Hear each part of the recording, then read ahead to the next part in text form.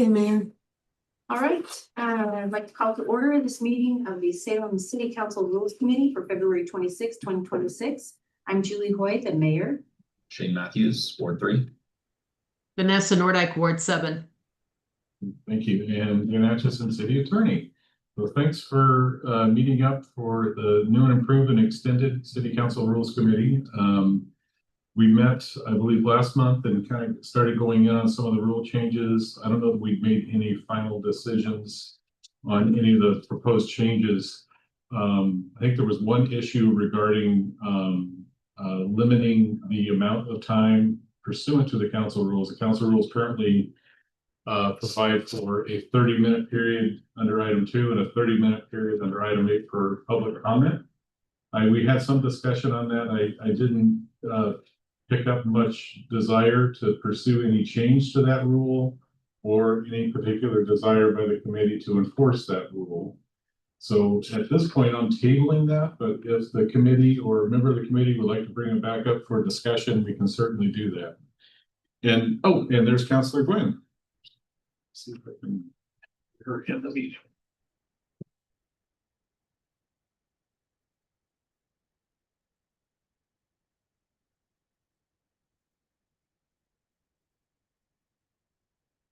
Welcome, Councilor Gwynn.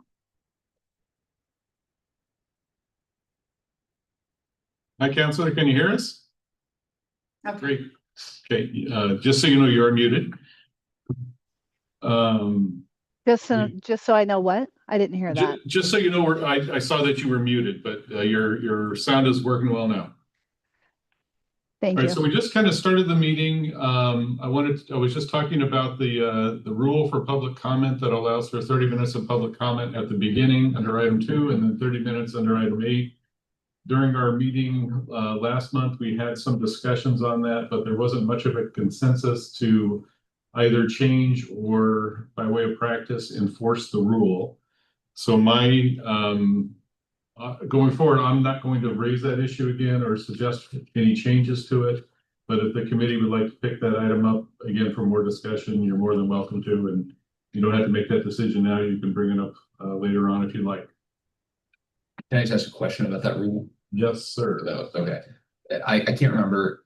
Is that rule? Do we already have the authority for the mayor to basically decide that we're going to not necessarily limit the overall timeline of public comment, but reduce everyone's 3 minutes down to 2 or down to 1 if we have a large number of sign up, or does that take a new rule? I couldn't remember if that was a proposed rule or if that was something that was already in here. There is some language in the section under public comment that allows the mayor to reorganize the comments so folks can go first or last or whatever as far as grouping positions together. And there is some allowance for that, yes. But there is allowance to be able to reduce their 3 minutes down to 2 or down to 1 if there's a large portion of people. Yes, that's correct. Right. As long as that's in there, I think that's a fair compromise. It's the amount of time we allow is in total is, at times more important than others when so many people show up to testify, and we still have city business to do. So that's I guess more of my focus is on the total amount of time allowed. 3 minutes seems fine to me, but it's that total block of time we allow in the meeting that if we leave the 30-minute limit in, we can institute at any time, really, right? Right. So if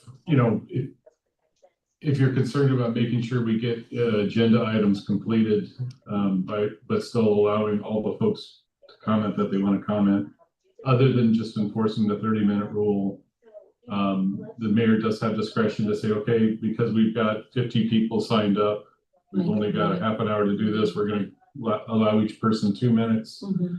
And then otherwise, we can do what we've done before, because public hearings have to start at a certain time. Mm-hmm. So we can suspend public comment, get the business done that we have to get done, and then resume public comment. Okay, yeah, thank you. And Krishna has arrived.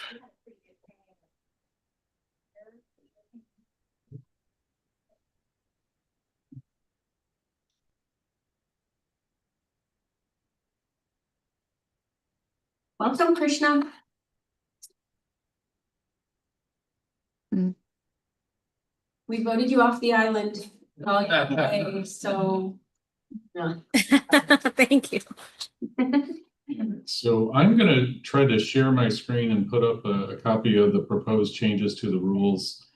So everyone's working from the same sheet of music. Just need to find the right document.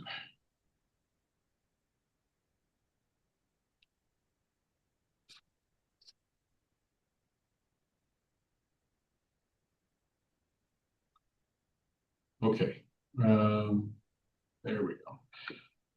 Looks like we're all seeing that same document. The first rule change, which I know we did talk about previously, was Rule 5 under Special Orders of Business. The proposed change is under subsection 2, and this is basically just defining what new business means. So when a councilor or a mayor would like to bring a motion for a policy item to council,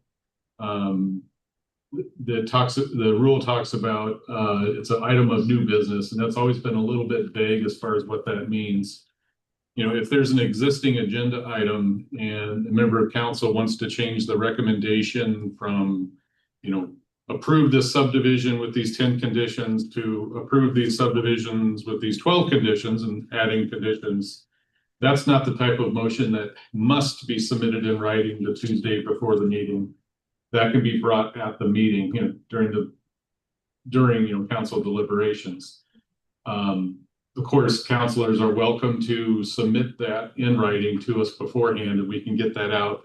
But that's not the kind of motion that we talk about when we talk about a councilor or mayor motion. It's this new business item. So we're adding some additional definition to what new business means, and I'll let you read through that underlined section there. Where's that at in the packet? I don't see an underlying section. It should be in the attachment of. It's a paragraph. Past the staff report. It's a. Oh, got it. So basically, the rule just says it's, you know, an item that's not on the agenda or does not have a recommendation, you know, such as an information report. And then if you want to make a motion to modify an agenda item, like I just said, those are not considered new business and are not subject to this Rule 5. I'd like to make a comment. I want to make sure I'm understanding. When I look at this rule change, meaning that, let's say there's an item on the agenda already. It's printed, it's published. And we're having a conversation about that item during the meeting. We're hearing public comment. We're getting questions answered by staff or whomever it is. And sometimes in real time, we are responding and actively listening to the feedback we're getting from testimony, whether written or oral, or we think of, or, you know, we hear from a colleague who didn't share their thoughts before the meeting, because under the OGEC rules, it's virtually impossible to have conversations before these meetings. So it seems to me like this modification, starting with the words motions modifying recommendations, it means that we would be able to respond in real time when we're having that conversation. And so let me stop there. Am I understanding this correctly, Dan? Absolutely. And I would just clarify that this isn't changing past practice. That's always been the practice, the way council and I have interpreted the rule. If you're in the midst of discussing an agenda item and you wanted to amend the recommendation and the action on that agenda item, you're welcome to do so without having raised it a week earlier via a written quote motion. It's new business. Right. Yeah. But you still thought it would be helpful to codify that practice. Is that what you're saying? Right. And Councilor Matthews, if you don't, I'm gonna use Councilor Matthews as an example. And it's not his fault. If anyone, it's my fault, but he had a motion regarding a procurement item from a few months back. And during his discussion with me on that, he asked me, can I bring this at the meeting, you know, tomorrow, or should I wait?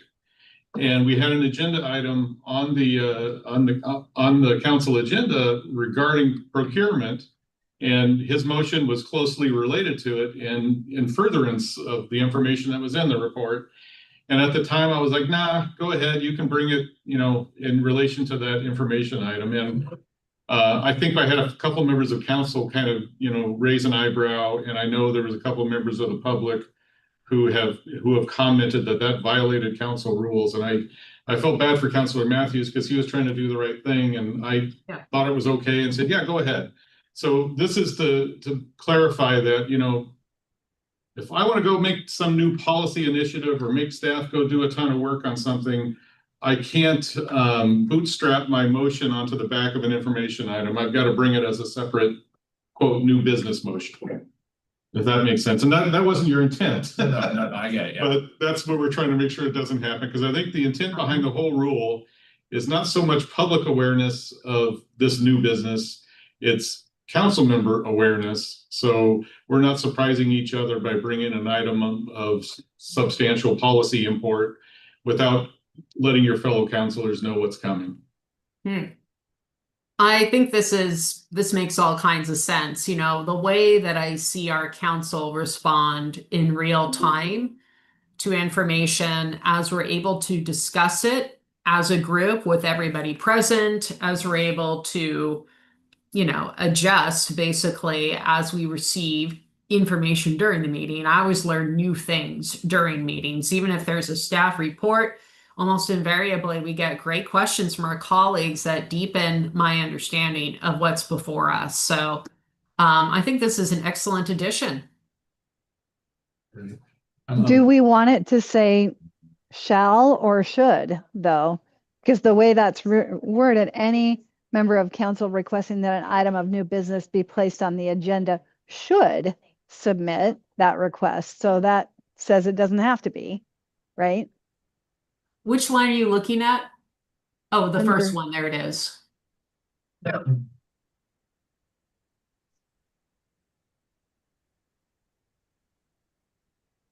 I guess I would refer to the line above it that says new business shall appear in the agenda as a special order. I agree with you, Councilor Gwynn. I think shall would probably be better. It would probably remove any ambiguity there. So I'm, as the scrivener here, I'm happy to make that change unless the rest of the committee has any concerns. I think it's good. I will say, just from my perspective, I'm more hesitant on this, not as a holistic practical thing. I understand the practicality behind it. I still feel like information reports are information enough to be able to make a motion on. Otherwise, we just delay the inevitable. I mean, today we're talking about an information report specifically about this item, and you're not going to hear about it again for the next 2 weeks. But in 2 weeks, I guess I'll bring the motion that's no longer related to the meeting we just had. It's not related to the meeting that we had 2 weeks ago when it was fresh in everyone's brain. So I tend to lean a little bit more. The information reports still should constitute ability to be able to bring a motion. But if the kind of tenor here is that other people don't feel that way, I'm not so aggressively wanting it that I can't see a reason for it not to be. So I can see a reason why it makes sense for it not to be also. If I can here, from my perspective, if we said, if it's related to an item of the information report, there'd be a lot of discretion in, boy, you were talking about, pancake mix, and now you're making a motion that says we need to buy 10,000 boxes of pancake mix and disperse them to staff or something. Just a stupid example, but it could, it's a judgment call at that point. How related to it is it? Would anyone have expected that sort of motion to come out of that particular information report? It's going to put me and the city manager and council kind of on the not defensive, but just kind of going to have to decide at spur of the moment, is this within the realm of qualified? It's in the spirit of the rule, basically. Gotcha. And I most of the time I think it would be fine, but I think there's going to come instances where people are like, that I wouldn't have thought we would get that action out of this information report. Gotcha. This is more black and white to me, so it's just like, Just part of it. and what I've talked to other members of council about is when there's an information report and that does spur on the idea for a motion is you're welcome to signal the council, hey, I'm going to be bringing a motion on this item that's going to say X, Y, and Z, or, you know, as much detail as you have or want to provide at that time. You can talk about it at that meeting. And for items that are timely, what we've done in the past is council with a 2/3 majority vote of members present can suspend the rules. So you can bring that motion at that meeting and have council deliberations on it. One thing that we haven't really talked about is this requirement for council motions to be submitted prior to 9 a.m. on Tuesday prior to the agenda. The motion, as we saw with one of your motions recently, Mayor, it can be placed on the agenda whenever you want. It can be placed, you can give it to us, you know, Monday at 8 o'clock, and we'll put it out as an addition. It'll go on the staff report, but council can't take action on that motion until the next regular meeting. Right. And if it's a timely matter, council can suspend rules and take action.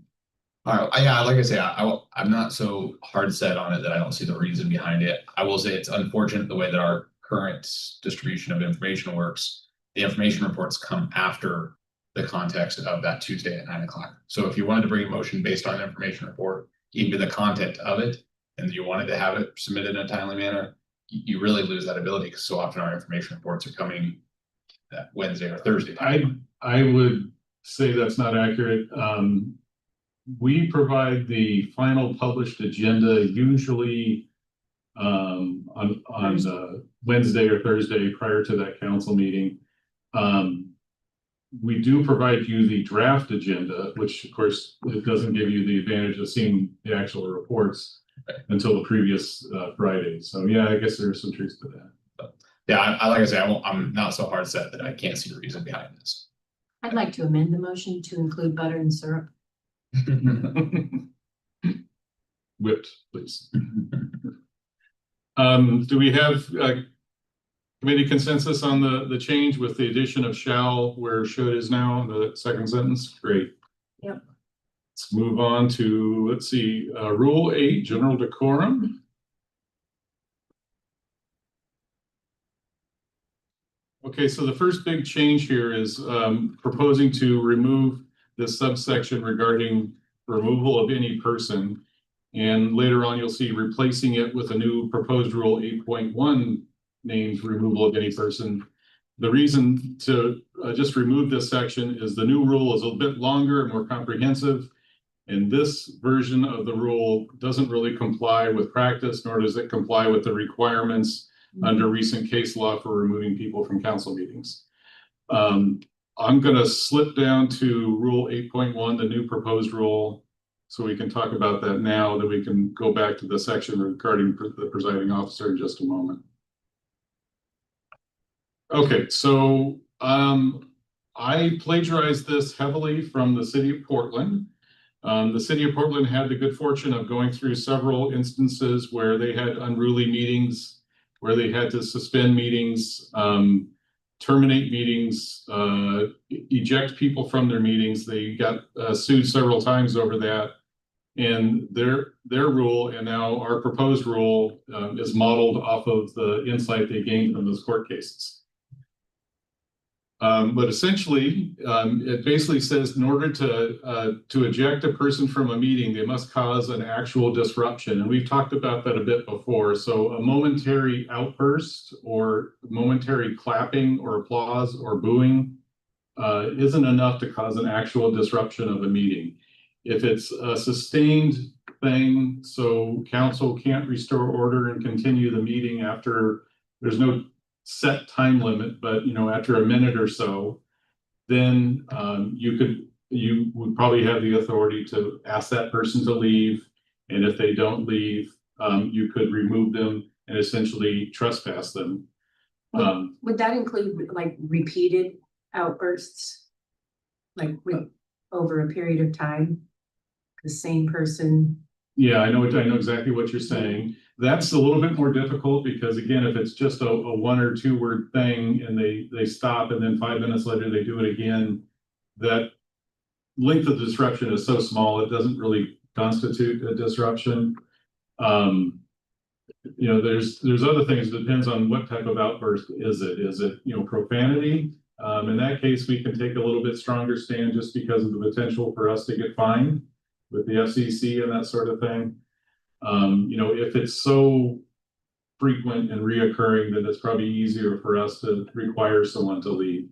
And again, this is actually requiring someone to hypothetically use force to put hands on a person by a police officer and remove the person from her chambers. You know, much lower standard to ask someone to leave and to have a discussion with them about their conduct, give them a warning, and then if they continue to do it, then requiring them to leave. It's that use of force in police terms where is we can get sued very easily. Whether we lose or not is not really the question, but if we have to put hands on someone to get them to leave, it's a much bigger deal and opens us up to much bigger liability. So I want those occasions to happen, never preferably, and extremely rarely otherwise. Counselor Nordyke, did you have something? I did. Thank you, Madam Mayor. Is actual disruption defined in the rules? I don't believe so. No, and that would probably be a good addition. And perhaps go back to City of Portland and see if they have defined it. It sounds like we can learn from their experiences in this regard. Certainly. Considerable experience. I don't believe they did define it, but that term came from some of those court cases. So that should be fairly easy for us to cobble together from the court cases. Great. And then my second question, I have a hypothetical and I'm wondering if you think it would it fall under this ejectment clause? Let's say you've got, a number of people signed up for testimony, and there's a member of the audience who interrupts several different people during their testimony, either to boo, for example. I think the speakers, the people giving testimony are not going to be opposed to someone clapping in support. I am envisioning more, this is a bigger challenge when someone is there to give their 3 minutes. It's their 3 minutes of time. They have a First Amendment rights. I'm all in favor of this. But during their 3 minutes, if someone starts booing or being rude or jeering and stuff like that, that's what I'm wondering because people in the audience, as you well know, as we all know, they all have First Amendment rights to respond to a point. So, if there is a person in the audience that interrupts several different people who are testifying to boo them or, say something mean, is that enough to constitute an actual disruption? And I'm guessing perhaps the answer might be, it depends on just how mean they are. Like a hiss under their breath is one thing.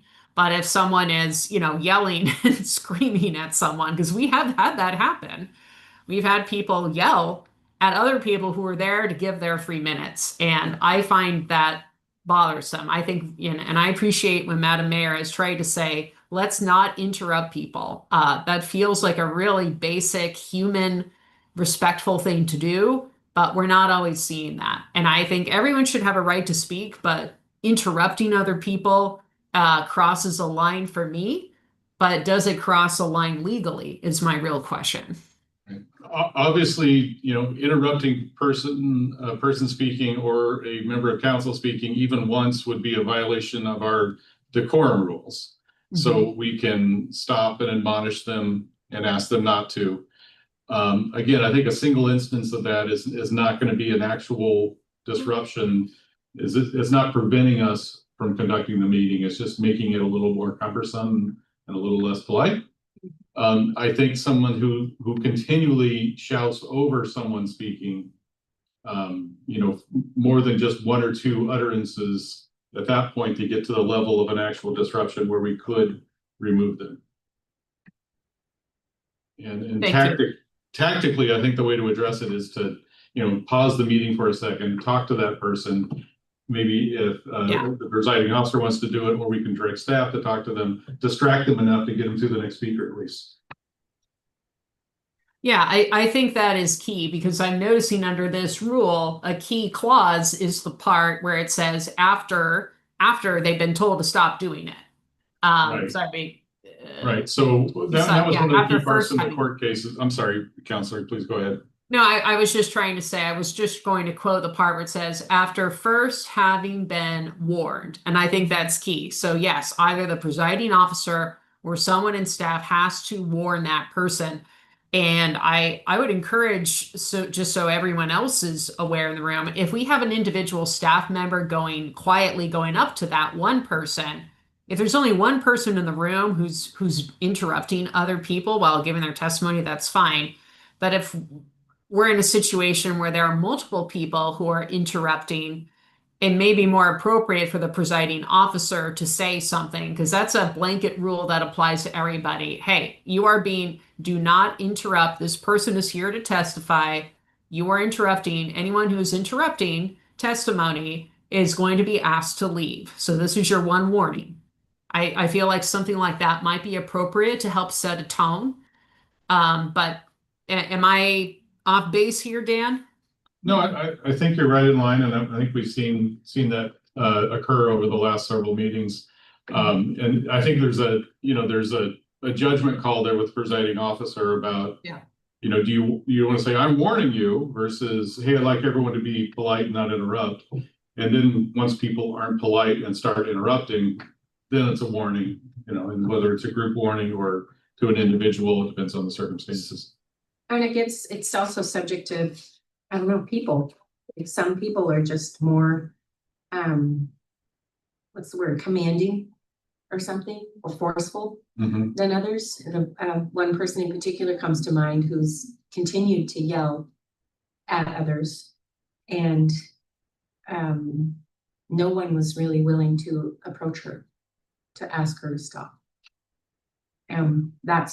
I get it, and I understand that some folks are, struggle. And we were safe, right? But it was an uncomfortable, kind of impossible to control outburst Yeah, repeatedly. and I think in situations like that, if it becomes a point and there's nothing being done that you think should be done from the staff perspective, is pause the meeting, talk to the city manager, talk to the city attorney, and say, do we need someone to address this person? And then, you're the presiding officer, you're the one that directs that during the course of the meeting. So, we can tell them, hey, you really need to comply with the rules, or, it could be the point where we're going to have to ask you or require you to leave. I'd still want on the record in the midst of the meeting, the presiding officer telling that person, Yeah. you need to comply with the rules or you're going to be asked to leave. Got it. Okay. Thank you. The rest of the rule is more procedural in nature. I'm not going to go through it bit by bit here, but if folks read through it and they have questions, please reach out to me. As you can see, it goes on for ways. But I will look at defining what actual disruption means. The other part of Rule 8 that I wanted to touch on is down here in the bottom, or the underlined section. The presiding officer may suspend public comment for all participants if deemed necessary, because actual disruptions of the meeting continue to occur after a warning has been given, subject to council by majority vote to continue public comment. So essentially, it's the statement from the presiding officer: if you guys keep disrupting the meeting during public comment, we're just going to suspend public comment. That has been uttered by presiding officers for years at different settings, at city council meetings and other types of meetings. We don't really have that express authority, or the presiding officer doesn't have that express authority in the rules. So I want to just put that in there so it's not an empty threat. Yeah. Makes sense to me. Thank you. The next subsection down there: attendees may not possess sticks, poles, or other objects, such as those objects that may be attached to a sign that may injure others. That's another something that we've done in practice and tried to enforce with folks bringing signs in. I recall a meeting from a few months back where there were two large poles with a large banner blocking the CC Media's view of the meeting. And I wanted to go out and say something at that point, but again, we didn't have a rule, and for other reasons we didn't do it, and they ended up behaving themselves and not doing anything, but still it's a potential public safety issue. Councilor Nordak. Yeah, so it sounds like you could bring a flag, you just can't have a flag on a pole. Is that correct? Right, and flags are signs. I think a lot of folks bring signs in. That is a form of protected speech, so Right. we would allow them to bring the sign, just not a wooden stake attached to it. Yeah, got it. Because yeah, I could see how some folks would be quick to assume like, what? I can't bring my flag for fill in the blank. Right. No, you can. It just can't be attached to a device that could be used as a weapon. Exactly. Yeah, no, that makes perfect sense to me. Okay. For Rule 8.1, adding a definition of actual disruption, and the other changes look to be okay with the committee if I'm reading the room right. Okay.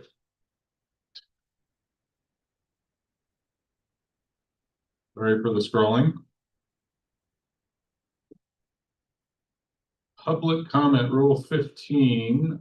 With the discussion at the beginning of the meeting regarding the 30-minute stuff, I don't think there's any changes to this rule, except, nice catch, Dan, the very last subsection there, which would prohibit profanity. Basically, it's a decorum issue. It's also a potential legal issue for us. At a meeting a few months back, there were several utterances of profanity, and CC Media did a good job of bleeping or dumping those instances, but they were coming pretty fast and furious. And there were several times where it got through the goalie, and CC Media noted that there's potential fines associated with that. So they were pretty nervous. Again, just to put it express in the rules, we're going to prohibit use of profanity. The next obvious question is what constitutes profanity? And I'm pulling directly from the FCC definition of profane content and grossly offensive language. I don't like those definitions at all. But given that we're going to be regulated by the FCC in this, I thought it best to use their definitions. Where's the list of words? Just kidding. Yeah, not that it. So are we regulated by FCC in the written testimony as well? Because it says during public comment or in written testimony. We're not, it's only for broadcast.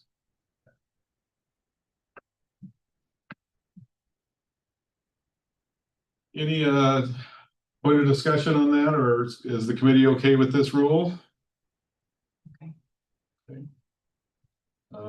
Rule 17, membership on boards or commissions and appointment of councilor liaisons. We've talked about this a few times. The council already adopted the framework for appointment of councilor liaisons. I'm taking that policy that council already reviewed and said was okay and just dropping it into the council rules.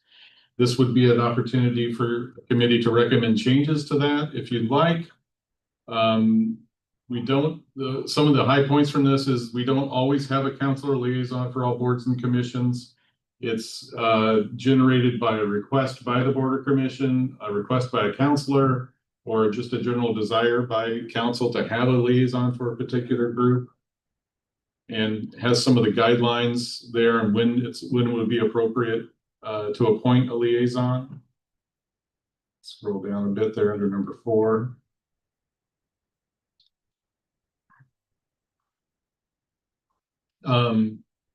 And this wouldn't necessarily be a mandate to a councilor if they don't want to be a liaison for a particular group or don't have the capacity to do it. This wouldn't be something that council would foist upon another councilor.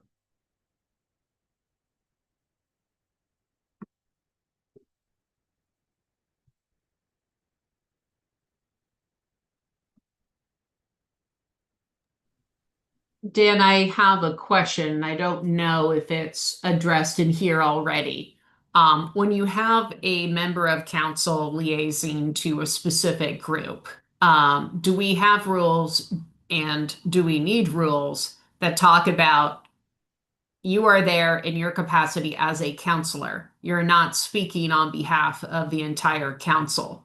I would think that might be appropriate because so many times we might have a committee like SPRAB might want to bring a proposal to council. They might want to bring a policy change, a funding recommendation, anything that might require council action.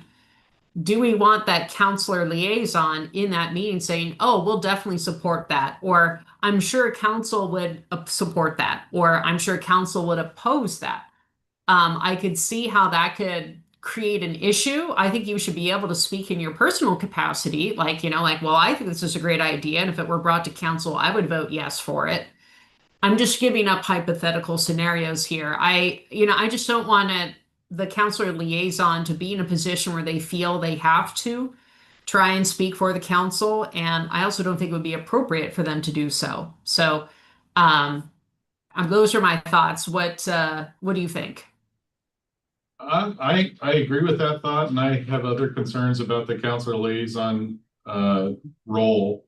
But it's really up to council to decide, what role they want the liaison to have. My concern is that that member of council has outsized influence on what that board or commission is going to do.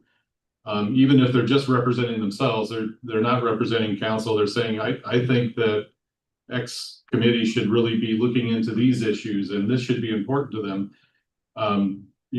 Is council comfortable with a single member of council having that much influence on a board or commission? That's for council to decide. But yeah, I think it would be appropriate for, a guideline in here to be not just about how the appointment happens, but, what the counselor should be doing, making sure they're not representing that they speak on behalf of council, that they are speaking on their own behalf as a counselor. And if council wants to give the liaison direction to say, hey, you need to let them know X, Y, and Z, then, the counselor can do that. I think there's a lot of good things that a liaison can do to ensure that you as a council are aware of what's happening with that board and commission, and that you've got kind of eyes on the ground there. But from my perspective, I'd be a little concerned about one member of council having outside influence on whatever that board or commission is doing. Right. And if we have a guideline that says, as the liaison, a council liaison may share their personal opinion, but this does not mean they represent the views of all council. You can wordsmith that, but I think for a lot of reasons, I wouldn't want to be in that position myself, where I feel compelled to try and respond on behalf of the entire council. We have a diversity of opinions. So it would be both to take the pressure off of the liaison, but also if we're not there, if I'm not in the SPRAB meeting when the council liaison makes a recommendation, I just don't want someone speaking for me either. I feel like it's protection that goes both ways, but you would want to have that as a written guideline. Otherwise, I think some people will be prone to misunderstanding what their role is. Kind of on the role aspect, I'm not clear why this council liaison position even exists at this point. I mean, from a procedural standpoint, as Councilor Nordic was just pointing out, they don't speak for the council.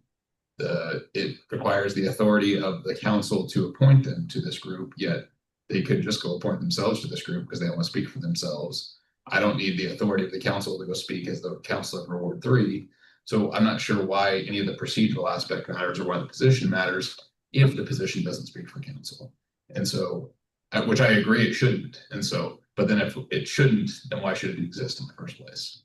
I think it happened, we started doing the liaison appointments probably about 4 years ago. I know Councilor Varney, I believe, is the SPRAB council liaison, and she's had that role for a few years. And I think council has felt there's been some benefit from that, as far as when an item comes from SPRAB, just to use that as an example, I can recall instances where council has said, oh, Councilor Varney, can you tell us more about this? And she could say, yes, I was at the meeting and I remember this discussion and this is what they were talking about. So there's certainly some value to be gained from that. I just wouldn't, this has nothing to do with Councilor Varney. I'm just saying, you know, what is the role of the liaison when that committee is conducting deliberations on a policy they're sending to council? Is it to direct them to reach a result? Obviously not. You know, do they want to provide what that counselor's opinion is of it? That seems fine. Do they want to talk about issues that council has considered without saying, I'm speaking on behalf of council? That seems fine too. But it's kind of up to council on how they want to navigate that role. So does this rule prohibit, I guess it says group, so I'm thinking of external groups to this organization, right? So Groups is almost a defined term of a board or commission, city board or commission. so like, for instance, right now I'm sitting on the Salem Kaiser Facilities Long-Term Planning, or I just did. And I mean, that didn't go through council as far as I was asked to be on there, and so I was on there. But I did express that it was my own opinions. I did that in the email beforehand, but I guess I'm again like, so should I have gone through a process there with council to be appointed to that board? Because that's where, to me, it just seems again like almost like we're creating a bigger issue here, because now it's kind of the alternative question of, if you're invited to a board or a group, are you supposed to go get the approval? So first, this rule just applies to boards and commissions, city boards and commissions. It doesn't apply to other governmental groups, other private groups, or other governmental groups where there's a city council representative position formally created. That process usually comes, through the city manager's office or the mayor, and there's a formal appointment of a counselor to that position. Other times, like you're talking about, it's like, you've been asked to participate as a member of this group, probably because you are a counselor, but it's not a council position necessarily. The reason this proposed amendment is here is because we have a counselor liaison process, or we have counselors who are appointed as liaisons, and the concern from council was we don't have a framework for when or how or why they should be appointed. An additional part of this rule is, as you've spoken to and as Councilor Nordyke has spoken to, is do we want to put some sideboards and some guidance on what the role of the liaison is? And that seemed appropriate as well, but that wasn't part of the impetus for this particular rule. It can certainly be added to it. Okay. Just for context, how many boards or commissions have appointed liaisons? Excellent question, and I should know the answer to that and don't. I believe there are only one or two. I believe SPRAB is one, and I think there might be one other, but I don't know. It's not many. I do find the role useful. I'm not the SPRAB rep. Councilor Barney is, last I heard. I mean, I've served in other boards and commissions before I came to the city of Salem. One that comes to mind is I served on the Oregon State Bar Board of Governors, and we had a lot of committees beneath the Board of Governors that were completely comprised of, lawyers and judges who are not on the Board of Governors. And so they did a ton of committee work, like a ton of committee work. And having one representative from the Board of Governors to be the liaison to that committee did provide a useful connection for a variety of reasons. That person, it allowed information to be exchanged from both sides. And I think that can be really useful, just in terms of like potential financial issues coming up, potential grant opportunities that we may want to partner on, just challenges that are happening at that committee level, the things that we're seeing, the challenges that are being experienced at that level that could rise to council level, but you will never know it unless you're in the room when it happens, as they say. So I see value in it. But I still think we need those guardrails just so everybody knows who's, that they're only there in their own capacity. They're not speaking on behalf of the mayor or other councilors. It also avoids those other entanglements that come from trying to speak for others. I got a couple more questions. One, is a liaison a voting member? No, Okay. and they're not a member of that board or commission. They're a liaison to that board or commission. Okay. I guess I started to think about the ethics commission and potential, but they gave up on the whole neighborhood association thing, and we can go to the neighborhood associations and we can do the things, but just hope that nobody talks to more than 4 counselors about an issue. Right, I guess anytime a member of a governing body opens their mouth, period, whether it's public or private, there's a public meeting violation. Just waiting that. Just, you're one step closer, so you open your mouth. Okay. Yeah, I think I mean, as far as the council liaison, it sounds like there's value in it. I think it's relevant to put some guardrails around kind of what they're saying. As Councilor Nordyke recommended, a statement in there that, a council liaison should be clear that they speak on their own behalf and not on behalf of council unless council has authorized it. That's pretty easy addition. Unless the committee wants to delve into that further and try to provide more guidance, I would make that change and just go forward with the rule as proposed. I think it's adequate, especially given it's 1 or 2. Yeah. We got more fish to fry. Speaking of those fish, I think this is the end of the proposed rule changes. I do have one more item, which was metal detectors, if you are so inclined. We had this discussion at the last meeting. I'm just kind of bringing it back. I'll kind of go through the slideshow. I'm not sure everyone was here last time.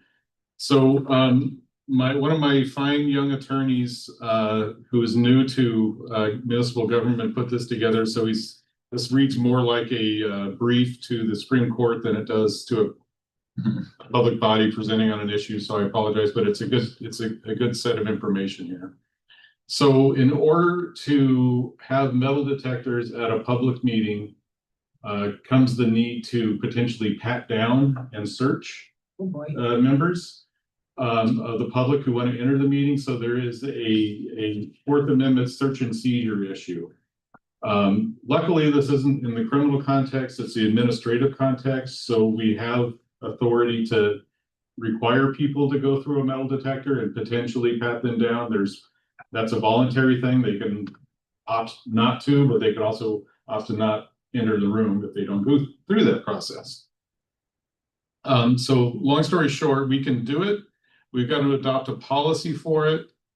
And there's some different variations within how we would do it. So the exceptions, just to go back on the legal issue just a bit, there's exceptions to the warrant requirement to have before you search and seize someone, right? So one would be voluntary consent. The person is choosing to go through the screening to enter the public meeting. They have to consent to that, or they aren't allowed to enter the meeting. We also have the administrative search doctrine. It allows a minimally intrusive, standardized screening for public safety, not for criminal investigation.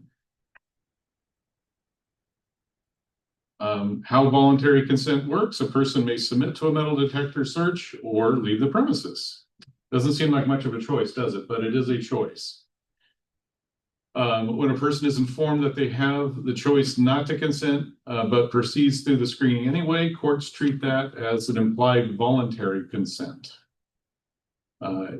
Notice requirements, so we got to provide notice to the public before they enter screening, and that it's a condition of entry. So we would have large signs saying, subject to search, subject to metal detector. And of course, if council were to adopt this as a policy, we would have a full outreach on that, not to surprise members of the public. I'm going to skip through this a bit. Wow, I skipped through a lot.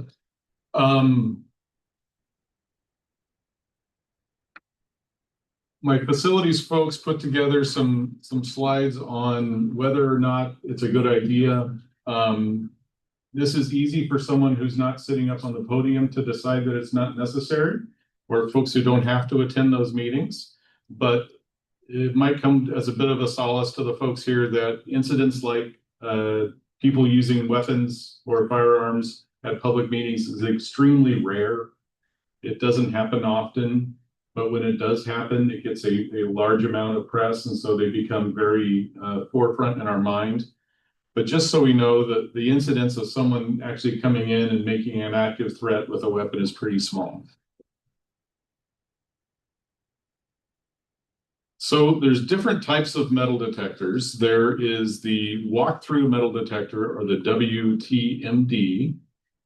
We would also utilize handheld wands for secondary screening. Requires all types of metal detector screening requires DPSST, that's the state agency that certifies public safety officers, that they'd have to be certified guards.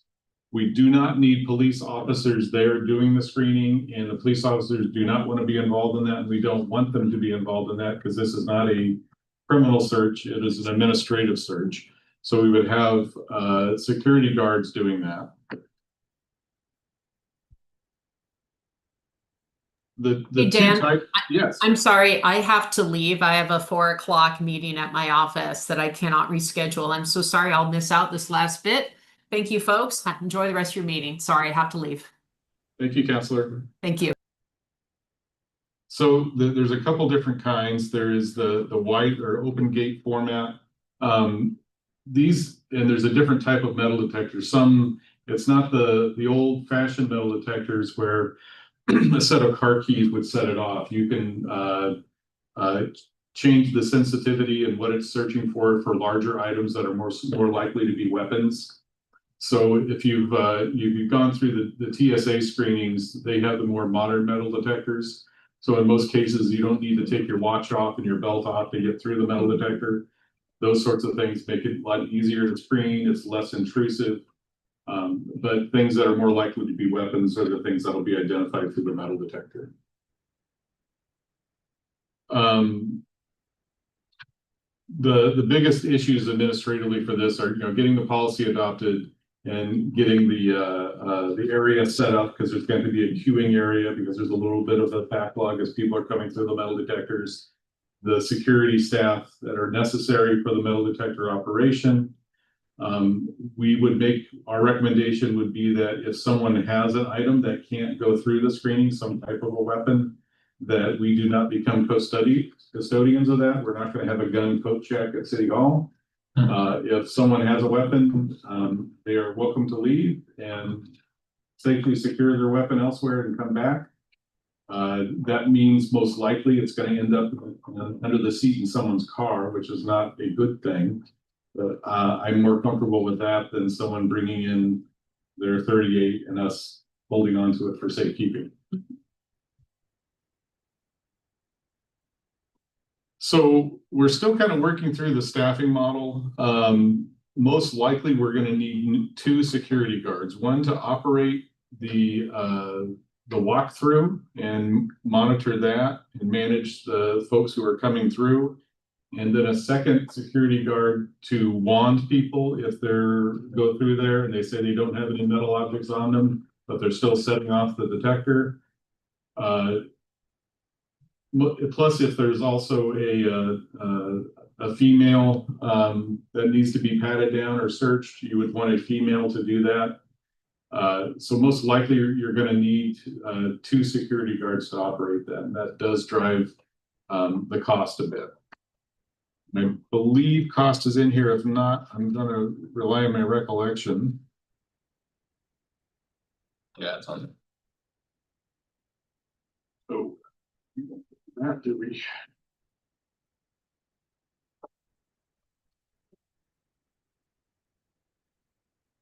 Sorry, I apologize. I'm technically limited here. I'm just going to stop the share on that. My recollection is that it's about 20,000 annually, 20 to 25,000 annually for staffing costs. The startup costs on the metal detectors themselves is around 20 to 25,000. So I believe we're looking about 40 to 50,000 for the first year, and then about 20 to 25,000 annual costs on this. We will refine that obviously and determine what we would need. There's also the potential ability to utilize that metal detector in other locations. And if we end up using metal detectors at the library or at other areas, there's a good chance that the city council could borrow those metal detectors for council meetings and then take them back to the library. So we haven't defined exactly what it would cost yet on that, but that's essentially the cost to buy the recommended detector setup. Would these be the same once we move back to the kind of our normal council chambers? Would these be the same detectors we'd be using at that time? Yes, they're portable, and so, you know, as I'm envisioning it, we would set them up outside of chambers. The little bridges that lead from the breezeways to city council. You know, it does rain a lot there and the rain coverage isn't great, so we might put up tents or something so people could pass through without standing in the rain for a couple minutes. Or even hypothetically set them up in the breezeways. You know, there's different options there, but yeah, we could use those. So when we move back to Civic, I mean, the library is obvious, there's one entrance, right? The Civic has two entrances. Will one just not be open or will we need a second set? Yeah, I think what we would probably do is keep those doors locked so people could exit out of them, but not come in through there. And the same with the library too. There's multiple doors, but you know, we can set up if we were to do it in Laux. I'm not sure if it's feasible to set this up while we're still in Laux, but you'd probably put them in the lobby there as opposed to outside the doors.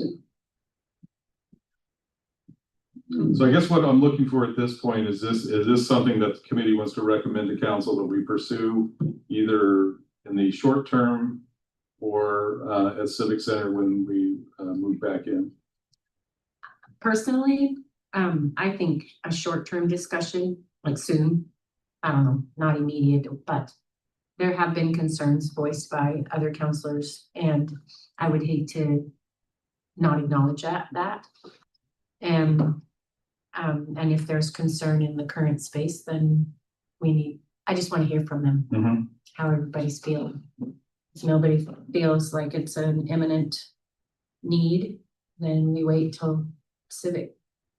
But I don't know, I personally have felt a sense of insecurity when it comes to that space. And, you know, like the lighter blowing up outside the door, you know, just things give you an unsettled feeling. And there's just no way to know. Some people get really angry. Yeah, I think it's a reasonable expectation that we should all, I mean, I don't know, for me personally, it's reasonable for me to say that, yeah, I'd like to see weapon screeners or metal detectors, whatever you define them as, for sure the normal council facility, and then from a short-term basis, I'm interested in seeing it at the library. But I think I agree with Mayor that it makes sense to bring it to council and at least have a larger discussion about, is it worth doing on the short term? I mean, I'm prepared to make the recommendation on the long term that we should absolutely do it at the city council normal chambers. But the other piece of this, which the presentation didn't talk about, is, you know, if you're going to be screening for weapons, you need to be able to prohibit those weapons. There was a recent change in Oregon law regarding bringing weapons into public buildings. The current rule, there's exceptions for courts and other certain sensitive areas, but in a typical city hall building, you're allowed to bring a weapon unloaded into city hall. Like a concealed carry permit kind of thing, or do you have to show it? With a concealed carry, we can prohibit weapons generally in city hall, but the exception is concealed carry. So the process, but there's a potential to change that, and I'll get to that in a minute. But right now, if someone comes to a city council meeting, goes through a metal detector, and we have a weapon, they would be able to present their concealed carry to the police, and police would look at it and say, okay, fine, you can go in. Under the change in law, you can prohibit even concealed carry into buildings where the governing body meets. So for us, it's Civic Center, which includes the library. So that would be a bigger change if council wanted to prohibit even folks with concealed carry from coming to council meetings with weapons. I will tell you, and I shouldn't speak too much about how police does things because I'm not a police officer, but the way the law works and the restrictions on what we're allowed to do, what police officers are allowed to do, when someone has a weapon on them, makes us a little ineffective because you need, you can always ask, right? So a police officer, if they see someone carrying a weapon, they can ask, do you have a concealed carry permit? And the person's welcome to decline to answer. It has to be unloaded, but most handguns that have a magazine as opposed to a revolver, you can't tell most of the time whether that magazine is loaded or not. And the police, unless they have reasonable suspicion a crime is being committed, don't have the right to say, I need to see your weapon. They can ask, and the person can decline. Mm. So you've got a situation where there's a guy walking around with a weapon and we don't know whether he has a concealed carry permit. I will say that the vast majority of folks who have concealed carries are more than happy to cooperate and go through that, but some folks aren't. And the folks who don't have concealed carries can just say no. And then you don't know if it's loaded or not. Right. So long story short, there would be an advantage, practically speaking, to banning that, but that is banning even concealed carry from being in council chambers. That's a much bigger issue for council to take on.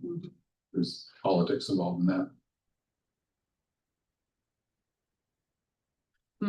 So do you need a So recommendation from us or? I don't think we need to vote at this point, but am I hearing a consensus from council to go forward with a metal detector policy to council? And we would have an option for council's consideration on whether to do that at Yes. Laux. Mhm. And even if not, to pursue it going back into Civic. Counselor Gwynn? Just a nod. Yeah. Okay. Krishna, are you with us? Yes, I am. I apologize, but at a leadership team meeting earlier this week, there was another rules item that folks wanted me to ask about. And I didn't put it on the agenda and I'm struggling to recall what it was. Do you recall? Yeah, I do. And I think I've been kind of texting Josh on the side. This was about the budget committee. Is that what you're talking about, Dan? I think Councillor Tigan was asking questions about if there are rules around how the budget committee needs to be operated. And I know looks like Josh and you had a conversation, and my understanding is that has to be a separate process. Right, so we had talked about updating the budget committee rules. They haven't changed much, I think, in probably 10 years. You know, there are some similarities between council rules, but we don't have things like removing a person who becomes disruptive. There's a lot of rules in the council rules that aren't in the budget committee rules.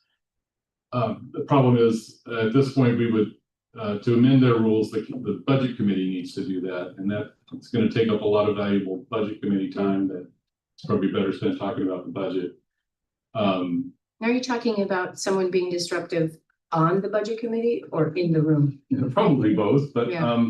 I think more generally we were talking about disruptions at the meeting by members of the public, not by committee members. You know, there are council rules that talk about decorum amongst the members, you know, not speaking over people, getting the permission of the presiding officer before you talk and things like that. And those rules, some of them appear in the budget committee rules and some don't. The general gist is, should we take a look at the budget committee rules and make changes to them to make them more similar to the council rules, so everyone knows what rules we're playing by. And that's probably a good thing to do. I just don't want to spend an hour and a half with the budget committee Me neither. talking about rule changes. Because it's just not, to me, it's not a good use of their time. Yeah. I think, you know, at the end of the day, 99% of whatever we propose would be adopted. I can take this to council and get a recommendation from council, but my thought is once we get these rules adopted through council, I would do a comparison of the budget committee, try to be conservative, but propose changes to the budget committee rules, have council review them, and then, you know, we can either have a quick motion at the budget committee, spend 20 minutes going over the changes with the entire committee, answer questions, hopefully get consensus, and then move it on quickly, as opposed to having a long drawn out budget committee meeting. I think that sounds reasonable. It sounds reasonable too. I was surprised that, I guess I would have thought the council themselves that we could basically go ahead and Make budget committee rules. make budget committee rules, but I guess. You could pass an ordinance and just say these are the rules for the budget committee. But right now the rules are adopted by the budget committee. How do you pass an ordinance? You tell the city attorney to draft an ordinance and then do first and second reading of it. Why don't we do that?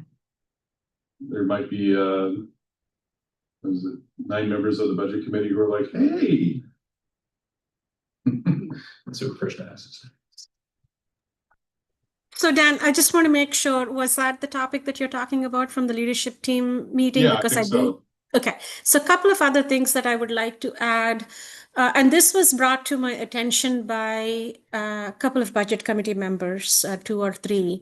One is about with how motions come to the budget committee meeting, so they don't want to be surprised about it.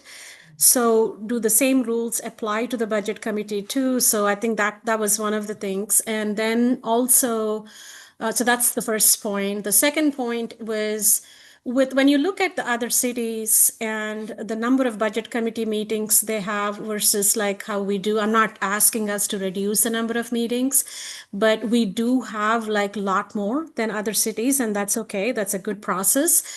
But also, as I'm talking to Councillor Tigan, and I think also to have some kind of a process where we can, conduct the business that they're gathered for. So he would, at least he would like to see some guidelines around it. And the third one is, as I'm talking to the staff, and I have observed this over last budget cycle too, is when you have, with the budget committee members, and even if each of the member has like 2 or 3 questions, it takes a lot of time from the staff to gather that information. And in some situations, one budget committee member could be asking like 10 to 12 questions, right? So I think looking at the staff capacity that we have, the finance department, the budget team spends a lot of time, and also there is other departments also spending time in gathering that information to respond.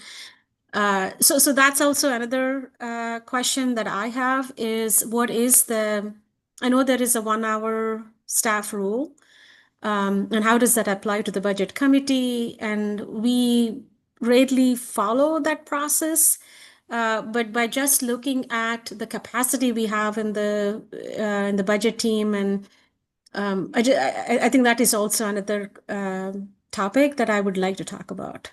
On the topic of, requests for information or budget committee motions, there is a comparable 1-hour rule in the budget committee's rules. So where we get in trouble sometimes is when there's a 3-month gap between budget committee meetings. Should we make that member wait 3 months to raise that motion? And also the budget committee process is often, here's a stack of 1,000 pages of information that we're giving you 4 days, if you're lucky, before the meeting. Let us know if you have any questions. And that generates requests for, well, can you tell me more about this? Can you tell me more about that? Those sorts of things, I think we encourage that process. We wouldn't want every question to be approved by the budget committee because it's just not practical for you. Other times it's, you know, develop me an alternative budget. And I want that ready for the next, you know, budget committee meeting. And that's a huge undertaking. And it's not, hey, give me more information on this. You know, that's the type of motion that needs to go through the committee, in my mind, to be approved. Yeah. So there might be some ways for us to address, you know, the budget committee meeting that we've been doing more recently in the fall, the sort of pre-forecast meeting, right? And then we're going to meet in 3 months. You know, I think if folks have questions, you know, the city manager is going to need to decide, you know, can I respond to that and provide that information and ask staff to spend 5, 10, 15 hours developing that? Because the city manager think that's a good use of time. They can direct staff however they want. Or are we going to tell the committee member, sorry, you're going to need to wait on this and then have the committee approve it? Gotcha.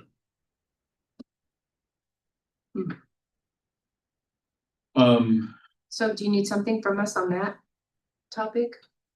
I think we need to, this was something that came up late in the week, so I don't know that we've got our thoughts well organized on this, and I don't have a specific proposal for you. I also don't have any other business for the Rules Committee, so I'm a little reluctant to say, you know, we're going to have another meeting just to talk about that. But let me and Krishna and Josh and other members of the leadership team kind of come together on the specific changes we think are necessary. And then we'll probably schedule another Rules Committee. It's probably not going to be tied to the recommendations you just adopted. It might come as a separate item, so we don't hold this up. If that works for the committee, It's fine. Works for me. is that okay, Krishna? Yes, that's perfect. Thank you. Okay. Well, this was relatively painless. Nice. Dan, that- thank you for all your work on this. I Yeah, appreciate it. Thank you. about mind numbing. Yeah. If there's nothing else, then I guess we're adjourned. Wonderful. Thank you. Thank you. Thank you. You're still broadcasting, so let me figure out how to do that.